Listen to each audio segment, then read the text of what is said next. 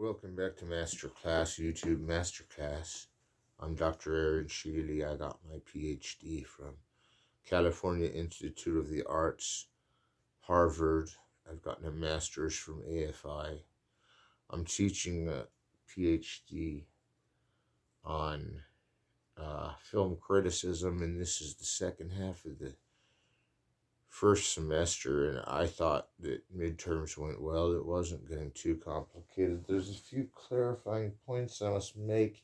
That I'm here early is only because the urgency and demand of these lectures that I'm having.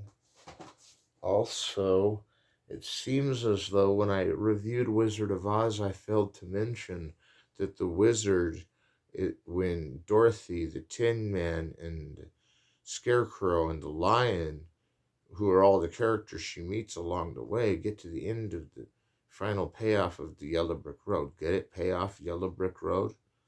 They go into the freaking wizard's chamber all throughout the city of Oz, being this another like Munchkin Land from outer space. It's like Utopia version of the Munchkin Land, who are just like the burgeoning culture of like the social impetus of Oz, right? So why is it that the wizard is so scared or something of going to kill the witch, like that he blows his head up out of proportion on a like cinema machine? And like really what I like about that scene, and Rushdie kind of mentions this in his book, is that the head is a projected image of Oz, and it's really big, and that's what we do with cinema. Ironically, when we see Oz up close on a big screen, it's kind of eerie to think that his bigger head, which was generated within the picture, looks bigger because of our aspect ratio from where our eyes are to the screen. And that's where suspension of disbelief meets persistence of vision. Suspension of disbelief is telling us that the movement may change or remain the same uncharacteristically as it has before due to human nuance, for instance.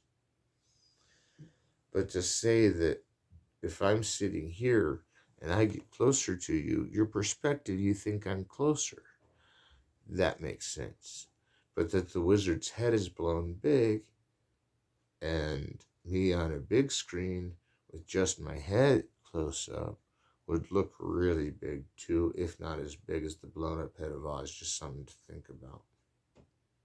And I don't know why he couldn't kill the witch. Only a witch can kill a witch. Maybe that's why Dorothy kills both witches. I mean, nobody in Oz wants to kill anybody, and I think there's something to do with that in the Great to Powerful Oz. But now I must do a little self-promotion because I haven't done this very much, and I don't talk about my own work as much, but I was directing this show called Two Badass Businesses with my cousins and Ashley and Amanda, and we made like 48-hour-long, 2-hour-long episodes. No, there was really only 3 or 4 that were 2 hours long, but the rest of them were in the hour range. And we had a lot of hits with the show, got some awards, New York Drama Critics Circle, one of the best shows ever, they said. But what's cool about it is not so much what I'm here to talk about yet on that web series, which has one goal only: to entertain its audience in every way possible through the arts and entertainment that we're going to pull off by driving around town and finding places where we can set up our arts and entertainment shop. But the 10 films that came off of Two Badass Businesses are none of which the episodes, the 48 episodes, are redundant. None are, to say the least, and that it makes sense that there's so many, and that season 3 and season 4 really have the most interesting soundtracks of collections of music I got all over the web, and that I'm not sure I want to talk too much about that one, other than it got me on YouTube Creators, which recently became this YouTube Masterclass, and I've got to introduce yourself to Dr. Aaron Sheley because I'm going to read to you this. There was a Carl Theodor Dreyer movie in the 30s, and it was one of the first Scandinavian films to have sound, and that Carl Theodor Dreyer was from Sweden and from Denmark and helped out with both filmmaking skills, and that he was from the same society as like Soren Kierkegaard, who you'll see in my table of contents I've done a book with and about. And Dreyer's a little more metaphysical than Kierkegaard. Dreyer, you can kind of sense he believes in another world beyond ours. I don't know if he really believes there's another world beyond ours, because his movie with the witches, yeah, what is it, Day of Wrath? Yeah, Day of Wrath doesn't really have a metaphysic. It's like the witches all kill each other to the end. It's like the Crucible, only it's witches killing witches intentionally and scathing it across everyone else's eyes as maybe they're not witches, but we're just doing that because we're the witches to be witches.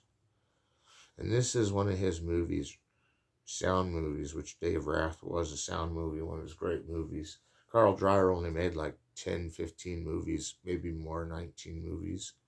Since his first one, The President, Leaves of Satan's Book was one of his early ones, and we talked about that. But this is Vampire, and the reason I brought up my movies is because when I was setting out to make them, it was like this Eclipse thing meets like a Surf Nazi Must Die trauma movie type thing, Endless Summer, but this time it's like with Dracula and his friends, his family and his friends, and they're all gorged out on some blood that got alcohol in it or something, and now they're all tripping out. Well, I had to come up with an idea originally for the trip scene that I ended up cutting the trip scene out of Orgy of the Damned, an Ed Wood movie.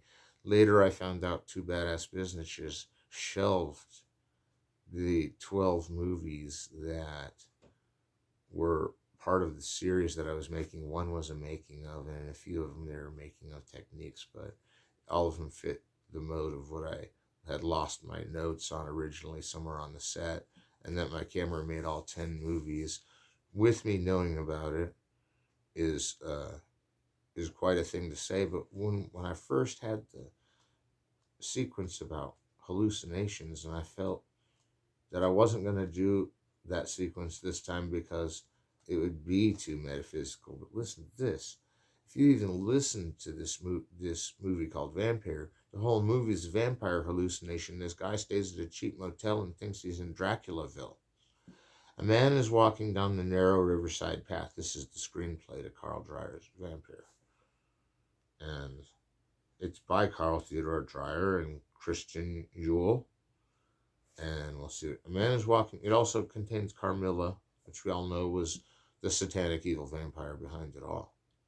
Oh, but one thing we got to mention about satanic is Wizard of Oz is mildly satanic and occultic, but as far as like Scandinavian films go, wait till we get to the Seventh Seal on who's the most occult.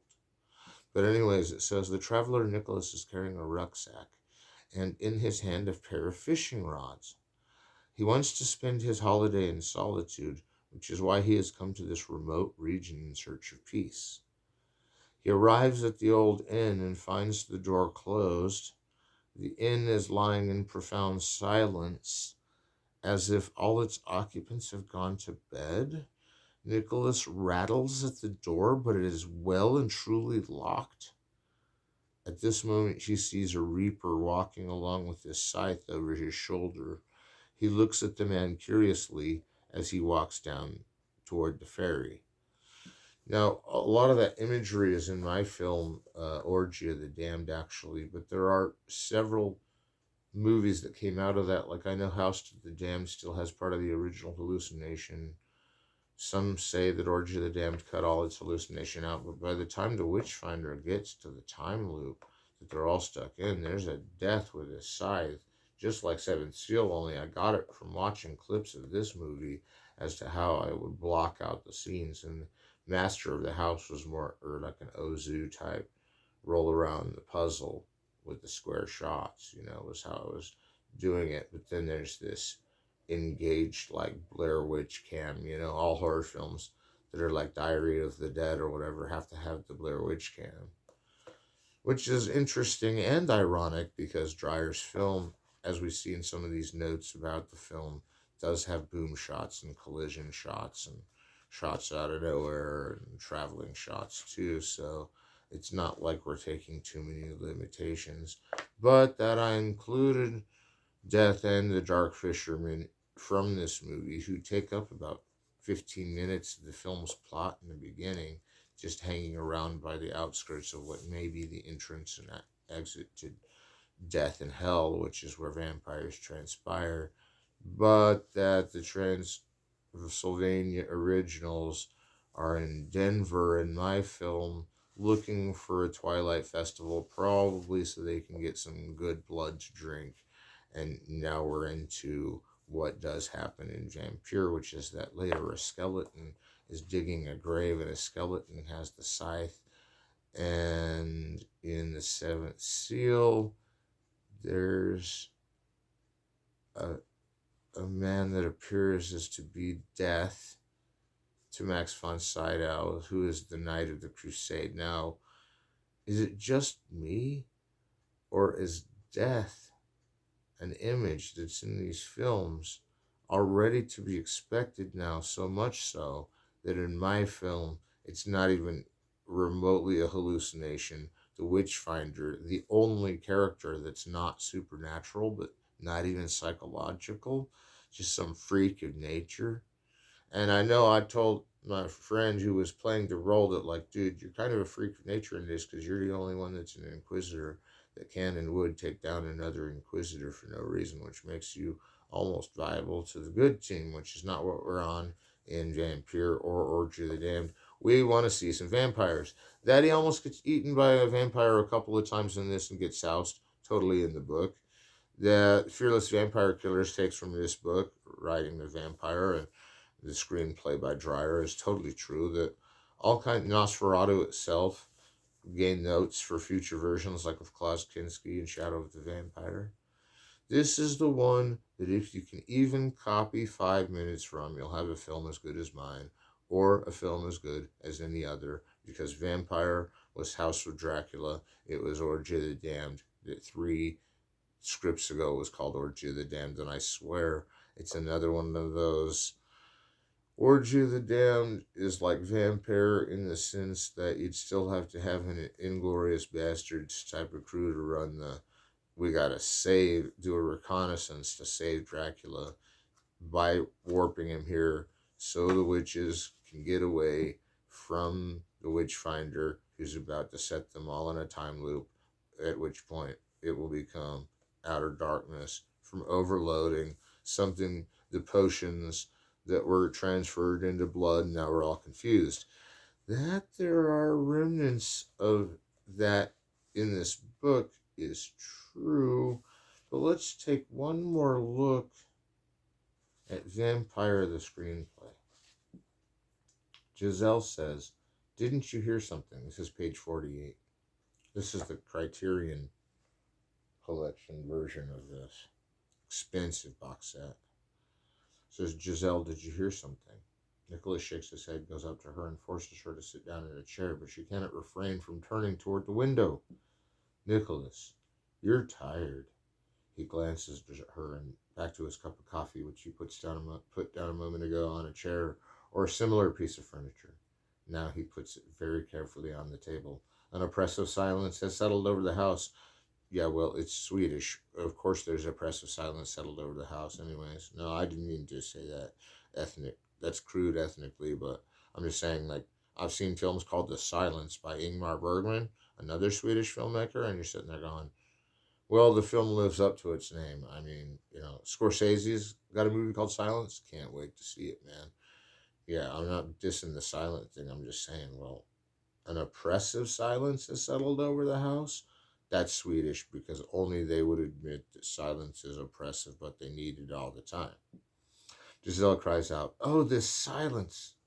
She presses her extended fingers against her breast, as if trying to free it from the pressure of the silence.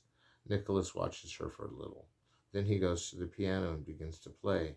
At the first touch, she rises, goes slowly across the room, and stands behind him. She stands there with her hands behind her back until the music finishes. Then she says quietly, thank you. A moment later, she adds, I'll try to get a little sleep. She takes a few steps, turns, and says, you're not leaving us, I hope.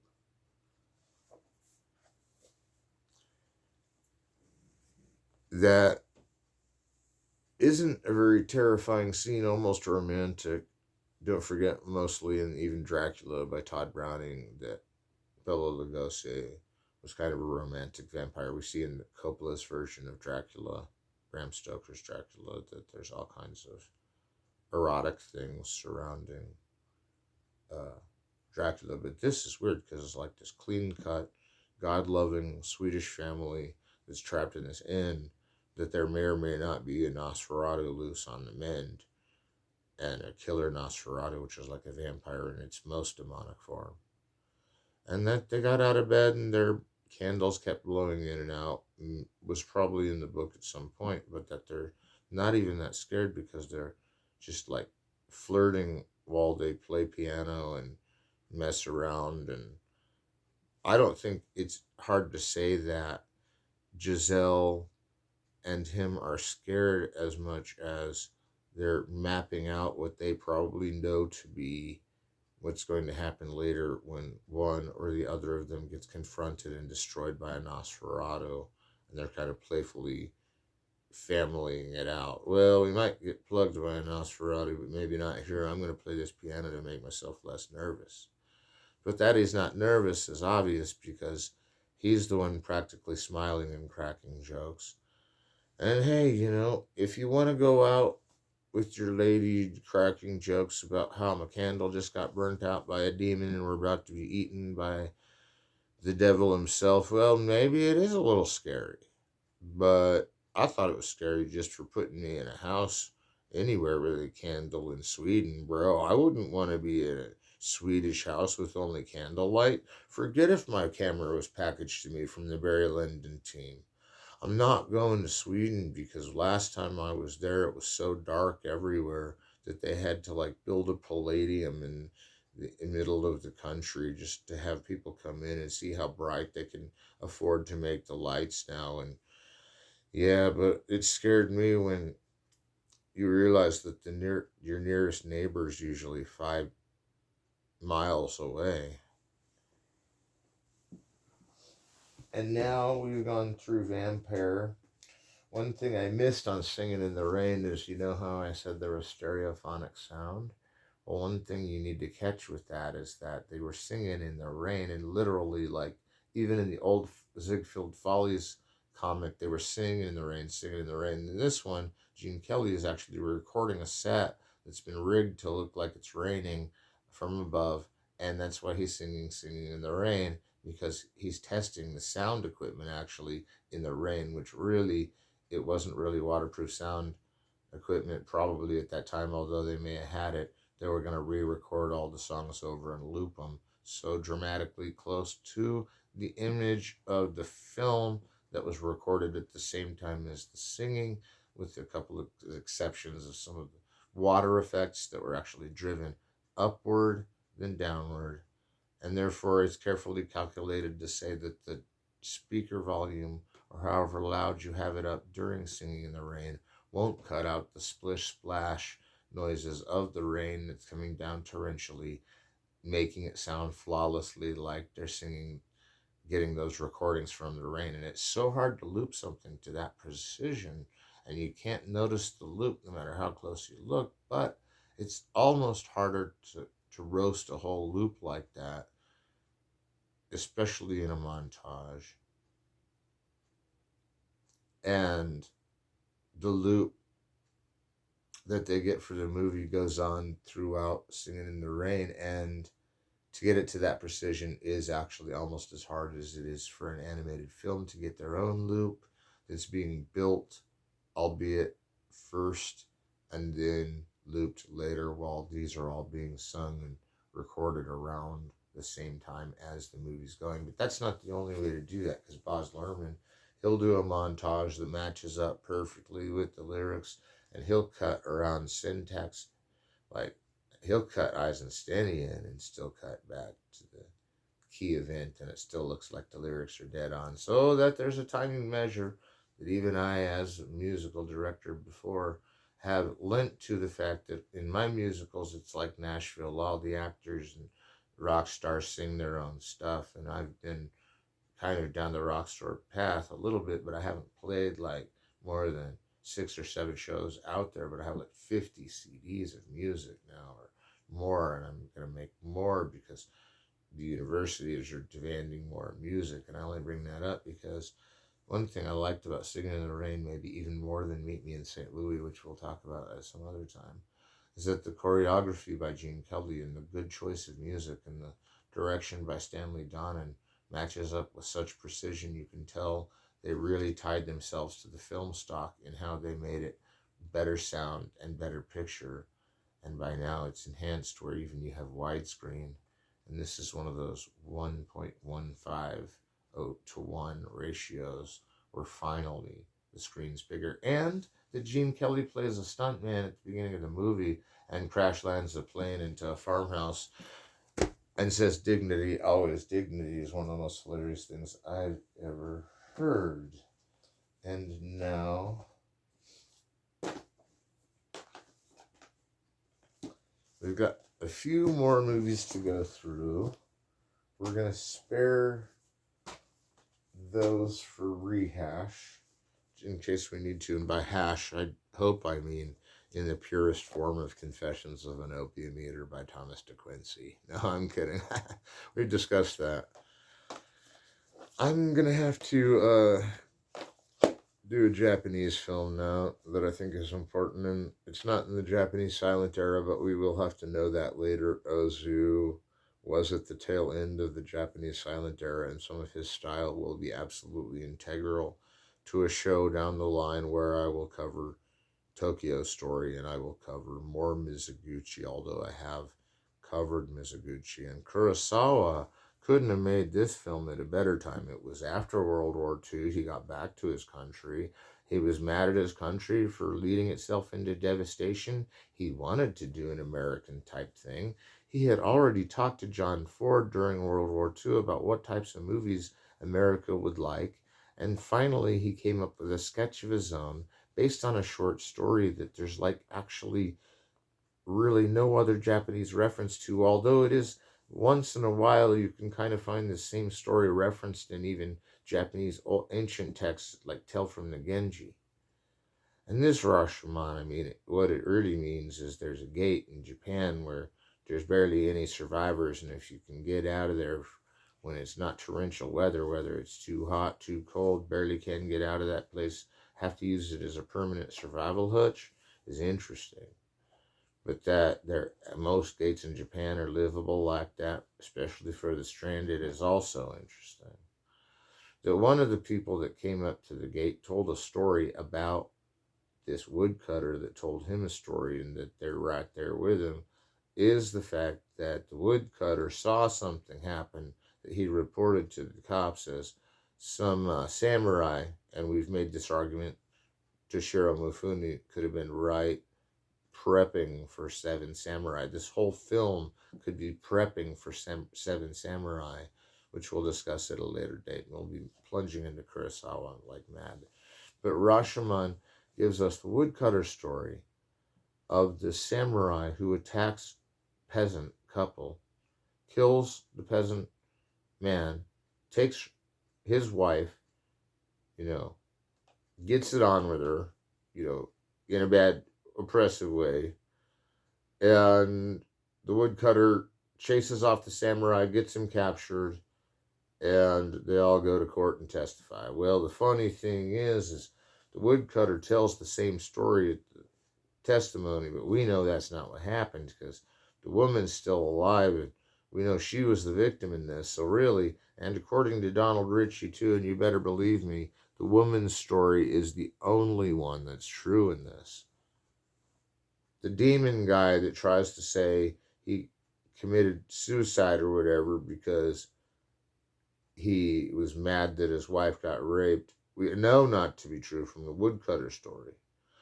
But that it was a samurai, we can believe the samurai story more than the woodcutter, because the samurai was fighting really with pride and hardship and survival on his mind. And while there was some ambiguity as to whether the lady wanted to go with him or not after he was leaving, because they all kind of mentioned that, including hers, is kind of a sleight of hand to miss the whole point, because by the time you get the samurai acting as a heroic samurai, like he's one day going to be in this team of hero samurai that's going to do a great deed. And they're already setting up for it in this same Genji story. And that it's not really viewed as like some kind of horrible act of like inhumanity by these guys that are trapped in this gate telling the story is flashed back to between the stories, but that the demon tells the story that can't be true is still entertaining because it's like, well, he's a demon because he offed himself. But that the samurai killed him and the woodcutter only got a hold of the samurai because the woman stole his sword is kind of inferred. But what's really true is the woman turned them all in because she wanted justice and the woodcutter barely spoke for her. Now, I can't prove that. It doesn't seem like there's a Donald Ritchie paradox where the woman was not really wanted to talk at all, and yet we all know that only she could have been true. That this movie broke major box office records in Japan is true. That when it came to America, America's like, well, we forgive you, Japan, for being against us and nearly blowing us all to shreds in World War II.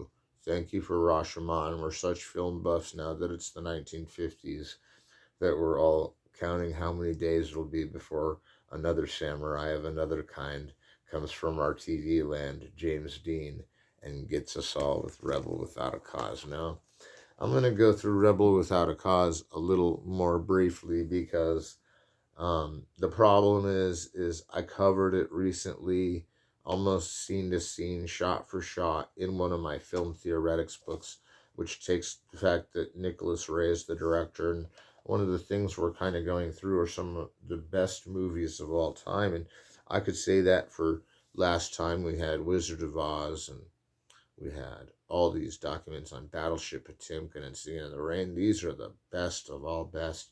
That we're not going to go through like all the best at once is because we have so much to cover for this class.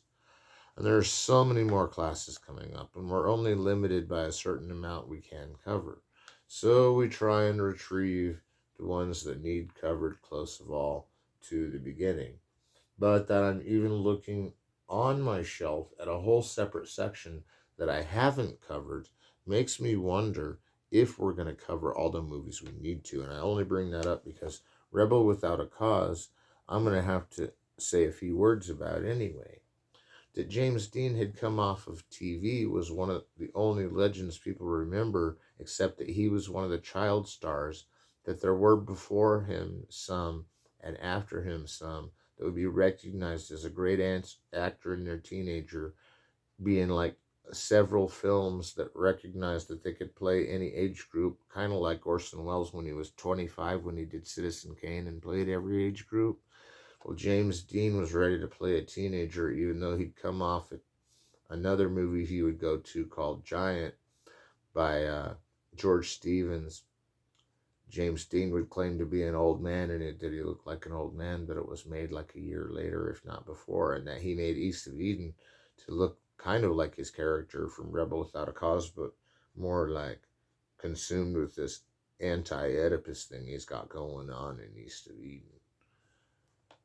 But Rebel Without a Cause, what can I say? He gets so drunk he falls on a toy monkey, and then the best credit sequence ever of any film is him falling asleep on a toy monkey.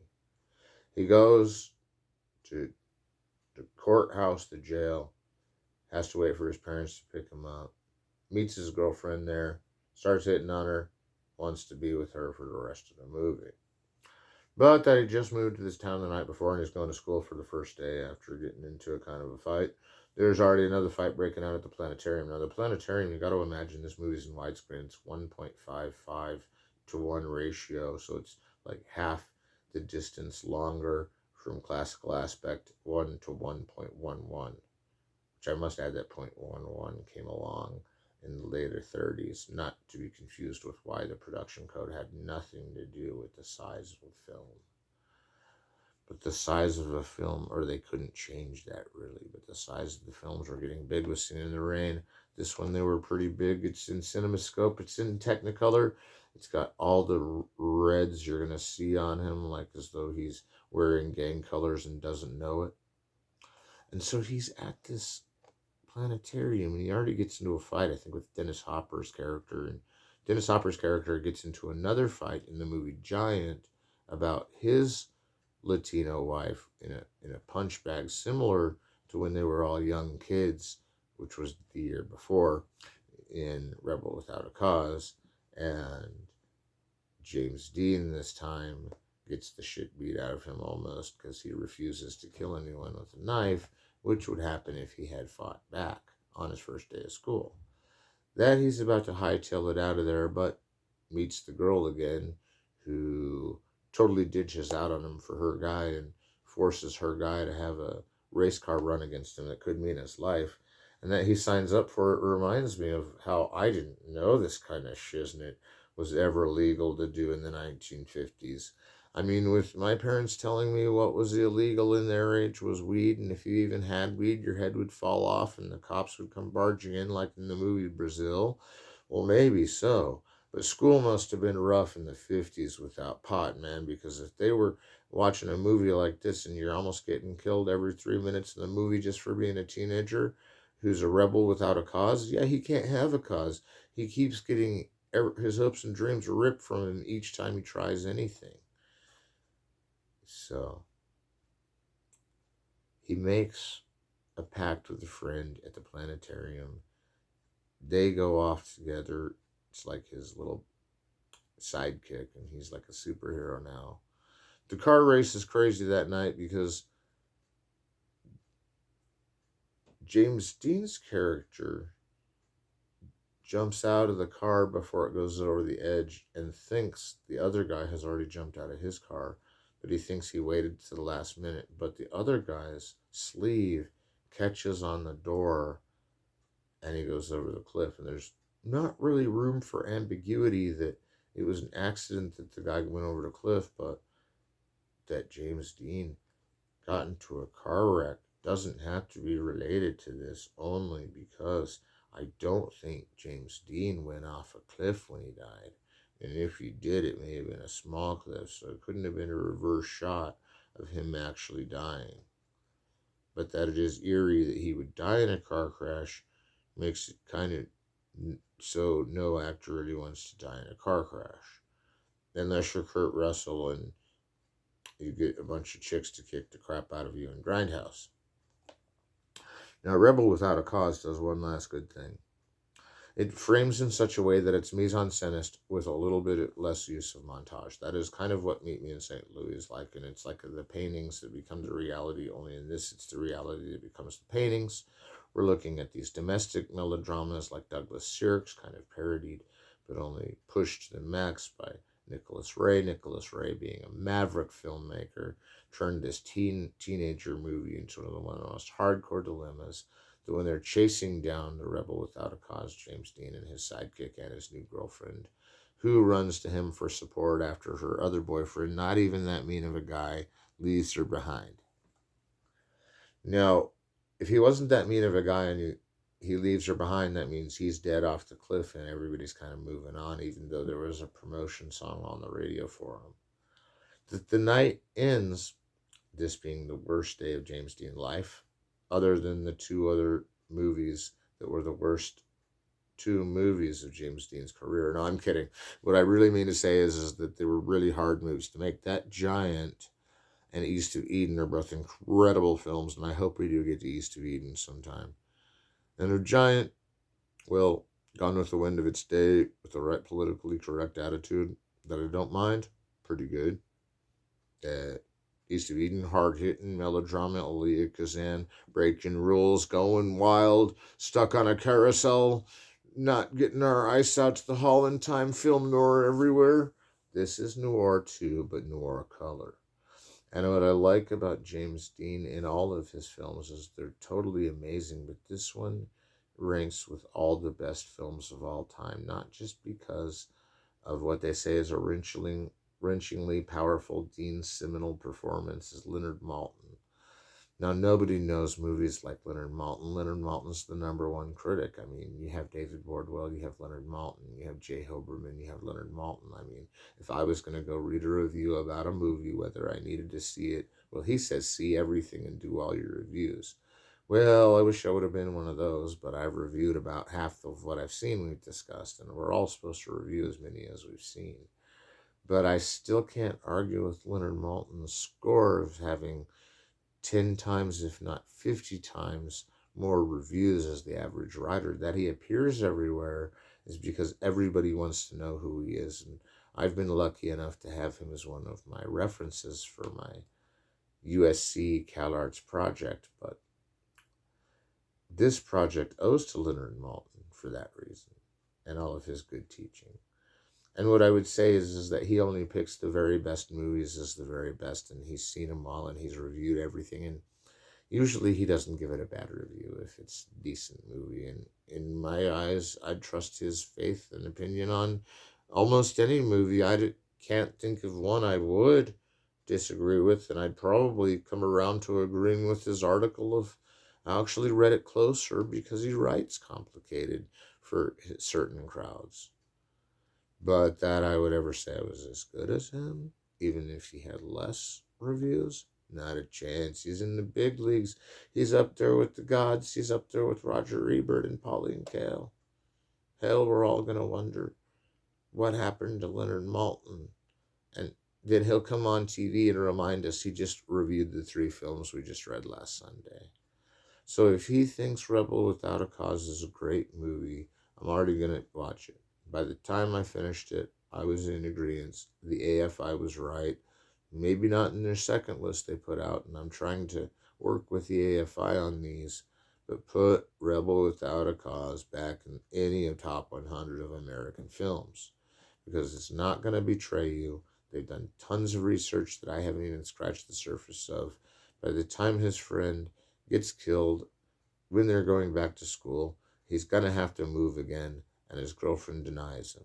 So whether or not they got to make love is totally one of those Moonrise Kingdom moments like we'll talk about later, which means that James Dean and his girlfriend may not have gotten to consummate it, although they might have and probably did, which is why the third wingman was sad, because he wanted to shoot guns at the same time as James Dean was having his last chance with this girl in the town, which I'd say that's pretty badass, because if you just came rolling into town, everybody trying to fight you, everybody flying off close around you because you follow the rules, and your chick goes to you, your best friend, in most case scenarios, is safe to walk home, but that he was playing with guns and got shot because of it.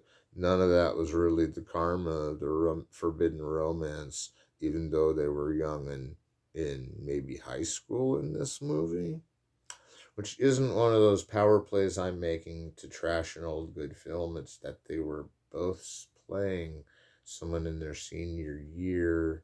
Makes it a lot less controversial than to saying they were kids in love.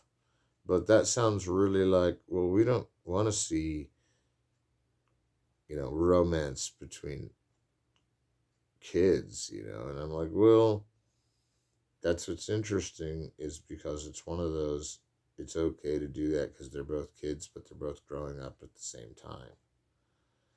Controversial as it may be, I tend to side with it. That doesn't make this dangerous or flawed. Just in most cases, I like how they avoid making the romance above 18 just for the sake of it, not even if they sleep together or whatever, because we already talked about In the Mood for Love, where, and we'll talk about it again, where no one sleeps with no one and everybody's like viciously in love with each other, that you just want them maliciously. The director's making you want them to get together.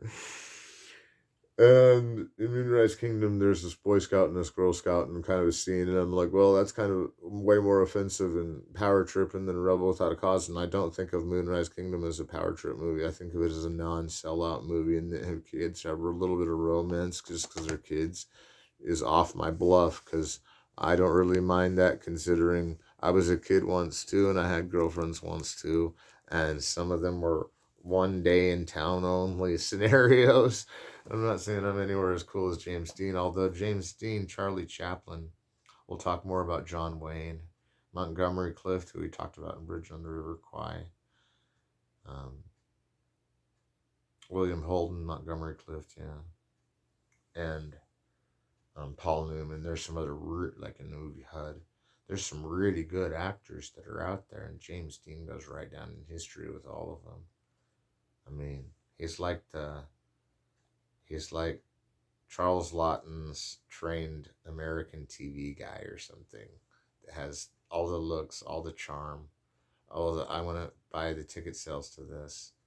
But since he died such an early death in his career, much of cinema history was altered into a way that it could have avoided and been perfect had James Dean carried on and done about 3 more films.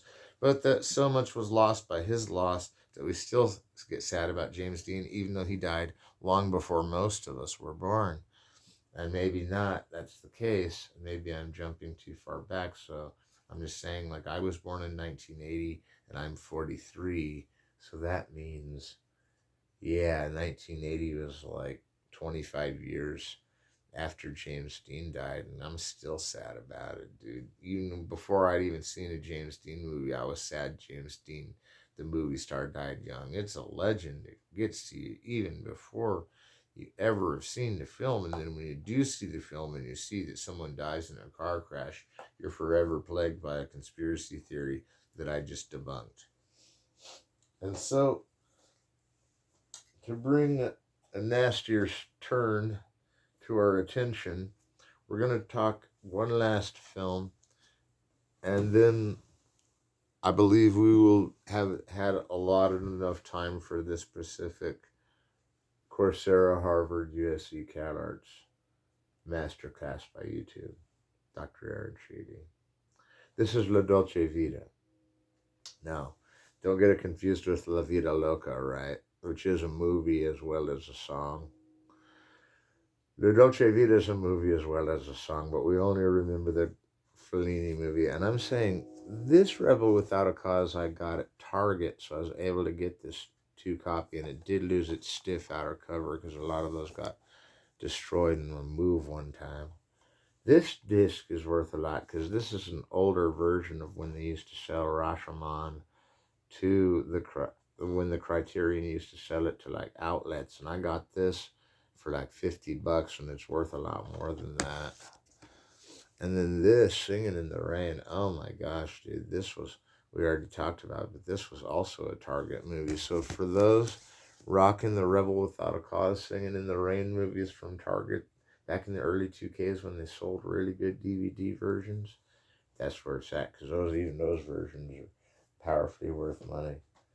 And yeah, Vampire, that whole setup, that disc, getting Vampire, this whole thing was like an $80 venture that I had to do. But fortunately, I was able to come into enough money, and my parents helped me enough with building my collection when I was basically spending only money on movies. And to my debt, there's only been a couple of movies that I've ever pawned that I really thought that I wanted back.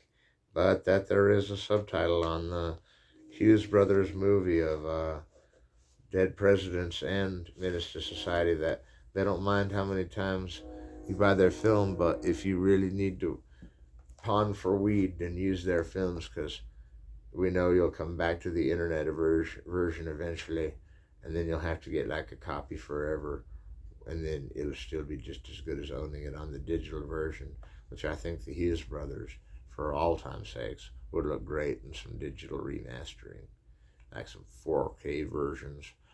I could probably even get that movie into a 4K screen on the internet, but somebody else probably would be good at that. La Dolce Vita, Federico Fellini, 1960, on the mark. Now remember, the French New Wave just hit in 1959. Italian New Cinema already hits in 1955 with Ossessione, the first movie to use the postman always rings twice, which there's a John Garfield version, there's a Jack Nicholson version. John Garfield's with Lana Turner, and Jack Nicholson's with Jessica Lange. Now, the reason I bring that up is because this film is all about the glitz and glam of Italian filmmaking, and it didn't exactly start with glitz and glam in their old theaters where they were interacting Cabiria and all the way back to Inferno when the sword and sandal epics made them all dress up like minotaurs and engage battle upon the weird monster animals they had dressed up in a puppet show on some alter ego Inferno mode. But now we're into Italian neorealism, which gets even more less real and more real depending on how you look at it.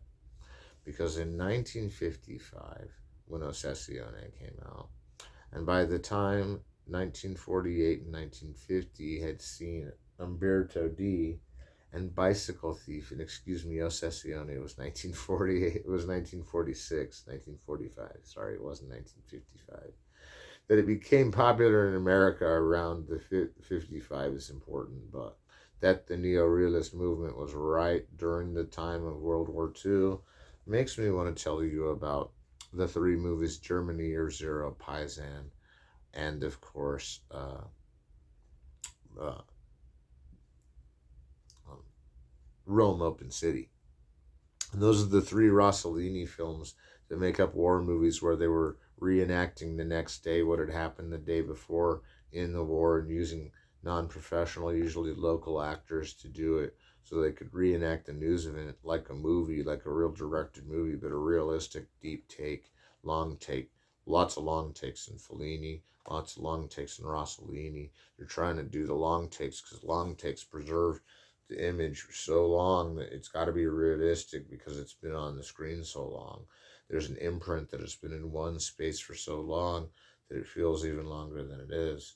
And long is big because if you do long, big numbers that are all staged throughout, like Orson Welles would do, but even longer takes, the technical craft that you're imprinting is already going to be on a grander scale, in so much as you're not relying as much on montage in a certain respect. You still have to get a hairpin trigger massage between every frame that connects, even though in some of these movies there's less shots than that.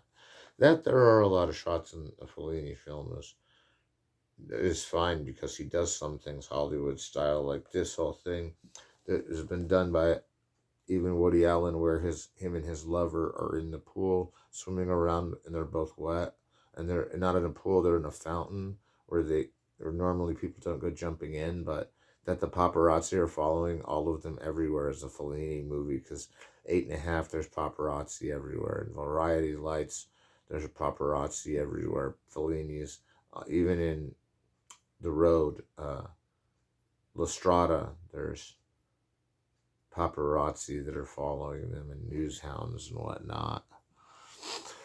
And in La Dolce Vita, it's the typical problem. This guy's got like 20 girlfriends. He doesn't know who to entertain. All of them are jealous of each other, and he's running around the city like a madman trying to avoid the paparazzi and still see where he's going to scalp out his next movie, which is probably going to be 8 and a Half anyway, which didn't come out till 96 or 1963. But may have come out later depending on when it really came out. But these movies are really long, really cool. The shading is reminiscent of what we'll talk about in The Godfather. But beforehand, that they're all gangster movie makers is very Fellini. That there's like references from even Samuel Fuller movies of America is the film noir love of Fellini. And that there's always a female actress that's making a spectacle and being funny at the same time is La Dolce Vita. That there are 3 or 4 wild raging parties that seem realistic and probably were the Rossellini reenactment mode of Fellini. In this Italian neorealist masterpiece, there's 3 scenes of drunk, stoned Parisians in a rich place having like wild orgies while covering themselves in feathers and having a fun time, and it doesn't feel uncomfortable like this is a foreign country. Maybe they're doing uncomfortable things just to freak me out, which I wouldn't really accuse that of any director. Louis Buñuel sometimes will have a shot in it and I'll be like, well, that almost would have offended me if I was really trying to get that shot to be representative of his culture. But then I think it is representative of his culture because it's so absurd that the shot's even there. But Fellini's don't have this like miscegenation. It's like by now it's post World War II. Everybody's like, we love your cinema, you love our cinema, world cinema for everybody. And so now everybody's got world cinema, and now they're going for most realistic, most fantastic, most fictitious realism. And that's what I gotta call it, the neorealism movement. That we will go in depth on more neorealism, especially Bicycle Thieves, which is around here somewhere. But the last thing I've got to talk about in La Dolce Vita is how there's a fading light and there's a dawning light. At the beginning of the film, we know from our, well, I know from my Mormon studies that they're carrying this giant statue of Christ across the city of Rome. And it's where it all takes place, and that there's a Fellini Roma and Fellini Satyricon with all this pagan stuff. The Flying Jesus, while the credits are going at the beginning of this, it's playing to a really beautiful song, and by the time they get to the fountain and they see more architecture and everything else, nobody knows that they're setting that Jesus up for a Mormon temple in Rome, which is so benign because the statue being flown around the city is Fellini saying, haha, I'm getting you all to be a Christian by flinging a statue of Jesus on everybody that comes to the movie. It's just like throwing water on them. I mean, it's so religious, and I don't mean for the Italian stereotype. I'm just trying to like imagine in my mind the way I comically do that. Like, he's probably like, I'm gonna get everyone in this movie to feel Christian, and then once the party's over and everybody leaves and everybody's gone, and you're sitting here going like, but I thought we'd be friends forever because we met on a movie set. Well, it's the ultimate.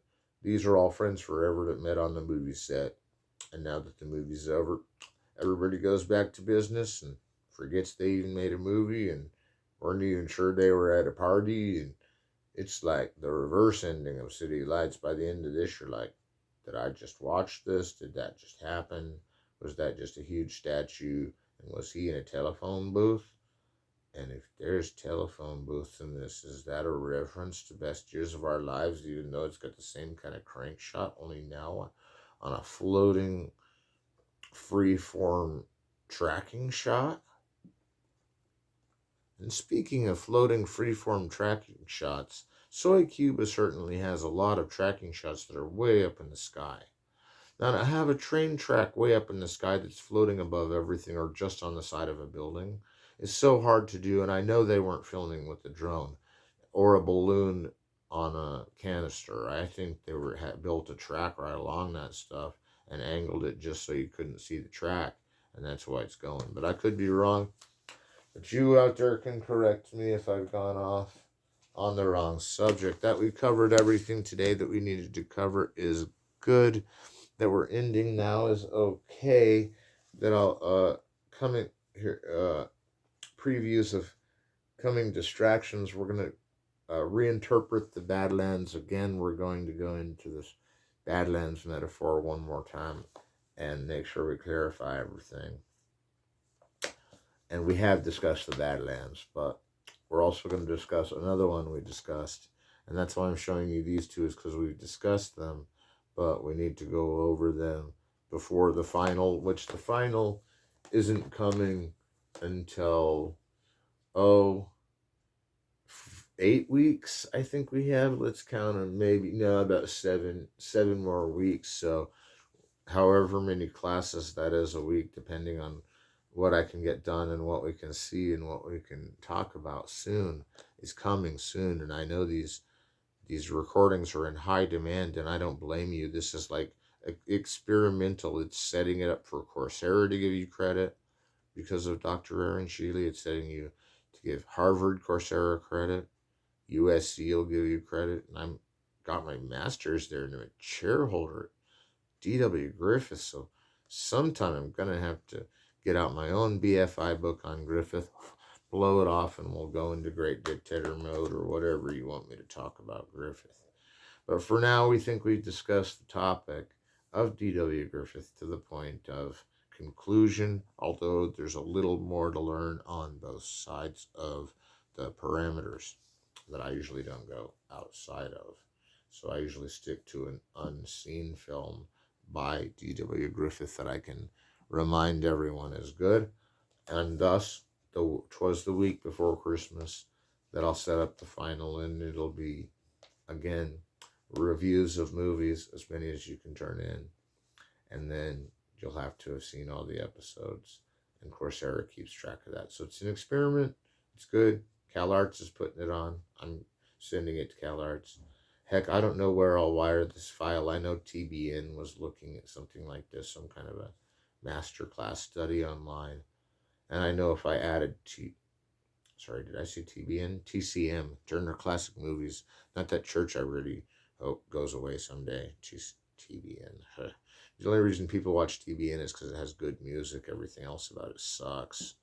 Anyway, sorry, I had to make my claim to that because I really made a Freudian error and meant to say TCM, which could be taken a lot of ways too. And I would never want to compare Ted Turner to some like hateful maniac that thought you had to be as complete creepy as those guys to get away with what they do in the media. And then Ted Turner to be this awesome badass who took hold of TBS even when he had to build Cartoon Network and blow up Space Ghost's house. And when Space Ghost said, "Blow me up, Ted," Ted Turner blew up Space Ghost's whole set. And that's what I love about Ted Turner, is he probably doesn't even know what Space Ghost is, but if he hears about him, he'll blow up his set. So I say, now that we got through that lecture, we all need to have a frightfully good night's sleep while this video loads, and it'll catch you up in the morning.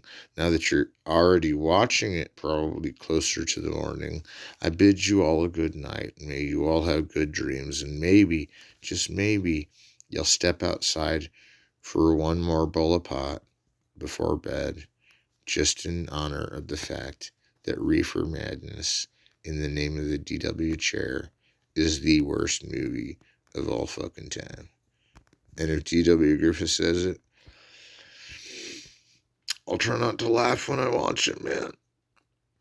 With or without weed, it's usually pretty funny when I see it. And I contributed to buying a copy. No, I'm just joking. I'm not real sad about it. See, that's just the weed talking. All right, next time at Masterclass, we'll talk later.